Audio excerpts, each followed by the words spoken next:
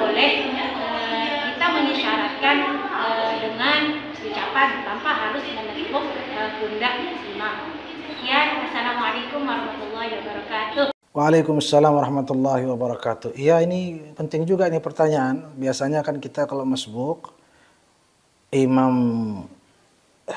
imamnya juga masbuk, dalam arti dia misalnya makmum daripada imam yang sudah salam tapi dia masbuk, lalu kita menjadi makmum di belakangnya, itu biasanya kita tepuk punggungnya. Boleh, tidak masalah. Tapi harus tidak. Dengan tadi pertanyaannya apakah boleh dengan isyarat ucapan? Boleh sekali. Bahkan kalau kita baca di kitab-kitab fikih itu cukup dengan melafazkan takbiratul ihram dengan suara yang kencang, Allahu Akbar misalnya. Itu sudah cukup. Biasanya pakai punggung itu ya mungkin untuk lebih meyakinkan saja kepada imam bahwa izin ya saya bermakmum di belakang, kira-kira begitu. Nah ini dengan ucapan yang tadi, Ustaz misalnya dia siapa gitu atau semeton lah gitu. Saya jadi makmum di belakang ya, Allahu Akbar, itu pun tidak masalah. Tidak masalah. Ada riwayat di mana kalau tidak salah, riwayat sahih juga dalam Sahih Bukhari kalau tidak salah itu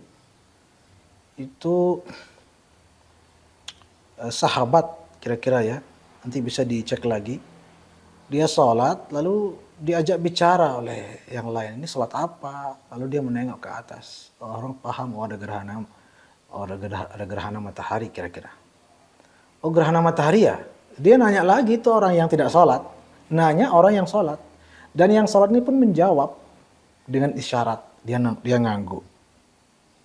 Artinya berdasarkan riwayat itu ulama mengatakan boleh-boleh saja mengajak bicara orang yang sholat. Yang penting orang sholat itu yang tidak bicara, itu batal. Tapi kan yang tidak sholat itu kan tidak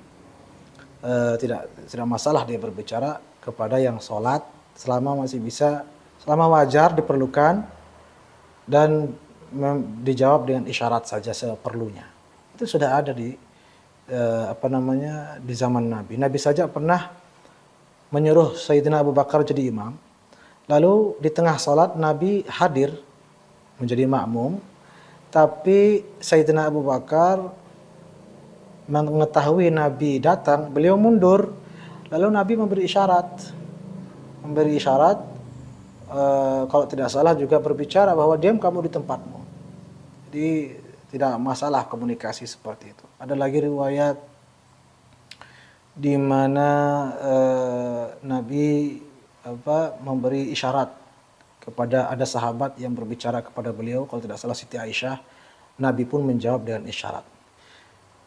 Sejumlah riwayat ini menunjukkan bahwa boleh dengan catatan yang tadi sewajarnya seperlunya.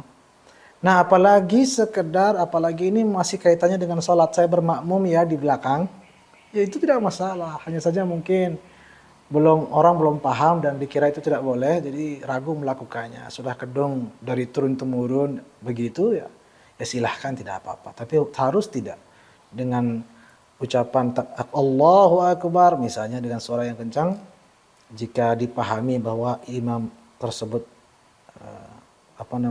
mengetahui, silahkan, tidak masalah. Catatan tambahan, kenapa penting diberitahu? Supaya si fulan yang mau dijadikan imam itu meniatkan diri sebagai imam, agar dia mendapatkan pahala jamaah. Untuk diketahui, imam tidak wajib meniatkan diri sebagai imam. Kalau makmum wajib supaya sah jamaahnya. Imam tidak mesti, dia sunnah.